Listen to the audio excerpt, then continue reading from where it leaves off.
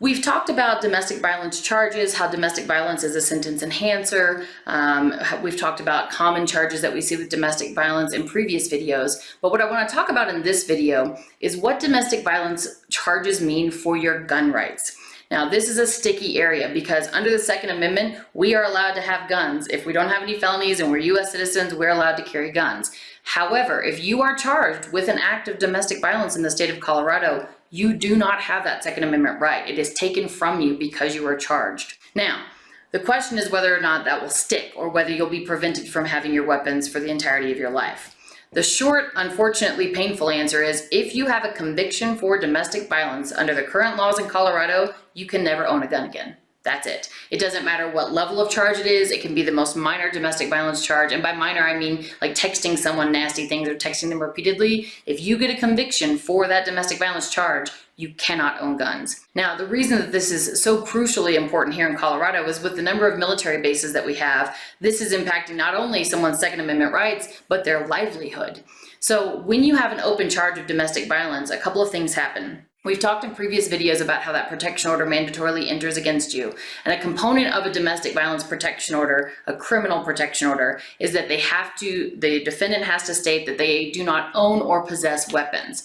There was an amendment to this law in 2001 which required everyone to file an affidavit if they are charged with an act of domestic violence, stating affirmatively that either one, they don't own weapons, or two, if they do own weapons, that they have gotten rid of them, they no longer possess them. And there are a number of different things and steps you have to go through to prove that you no longer possess those weapons. But that's just for a charge, not even a conviction. If you are charged with an act of domestic violence, you cannot have weapons. And weapons includes longer knives as well. Anything that could be thought of as a weapon has to be nowhere near you. You cannot be in a house with them. You cannot in any way be found to be in possession of a weapon.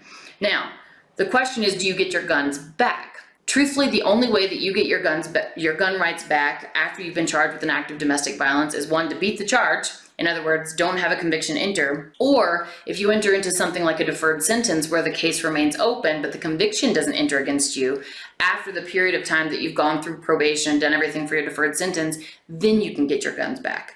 But the only way you get your guns back when you're charged with domestic violence is to not have a domestic violence conviction enter. That's why it's so vitally important to have a criminal defense lawyer backing you when you're charged with domestic violence in Colorado. Because even though you could be charged with a misdemeanor level offense, you're still getting felony level penalties with the removal of your gun rights. Now, it doesn't affect your voting rights, so if you get a misdemeanor charge and conviction for domestic violence, you can still vote, so it's not quite to the level of a felony conviction. However, domestic violence cases, convictions equal no guns, and domestic violence charges or convictions cannot be sealed in Colorado. So there is a reasonable way that someone could be charged with, let's say, a class 6 felony. It's not an act of domestic violence. They're a felon. They lose their voting rights. They lose their gun rights. But under the laws that we have in Colorado, they can ask to seal their case later down the road if they've lived crime-free. That's for a felony that doesn't involve a domestic violence charge. If another person gets a misdemeanor conviction for a criminal misdemeanor conviction for domestic violence, they lose their gun rights and they can never get them back. They can't seal a domestic violence charge. So in some ways, domestic violence charges, even if they're on misdemeanor level, have much more severe penalties than a minor felony. And I say minor felony, of course, I'm not trying to be flippant, but there are some very serious considerations that you need to be aware of when you're dealing with gun rights in domestic violence charges. The big thing to remember is during the pendency of the case, in other words, during the time that the case is open, you cannot own or possess guns at all. You can't own or possess ammunition either.